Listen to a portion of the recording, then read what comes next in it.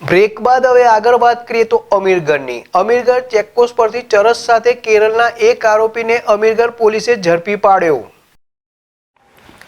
બનાસકાંઠા જિલ્લાની અતિ સંવેદનશીલ ગણાતી અને ગુજરાત રાજસ્થાન સરહદ ધરાવતી અમીરગઢ ચેકપોસ્ટ પરથી માદક પદાર્થ ગણતા ચરસ સાથે કેરળના એક યુવકને અમીરગઢ પોલીસે ઝડપી પાડ્યો હતો। મળતી બાતમી આધારે ગત રાત્રિના સુમારે અમીરગઢ ચેકપોસ્ટ પર વાહન ચેકિંગ દરમિયાન રાજસ્થાન તરફથી આવતી ગુજરાત તરફ જતી એક કારને રોકી એની સવાર એક યુવકને પૂછપરછ કરતા તેઓ જવાબ આપવામાં અટકાતા પોલીસે તપાસ કરતા પકડાયેલ ઈસમના બેગમાંથી ચરસ મળી આવતા તેઓની અટકાયત કરી અમીરગઢ પોલીસ સ્ટેશનમાં લાવી કાર્યવાહી કરતા પકડાયેલ ચરસ 870 ગ્રામ, જેની કિંમત 1,30,500 અને મોબાઈલની કિંમત 20,000 તથા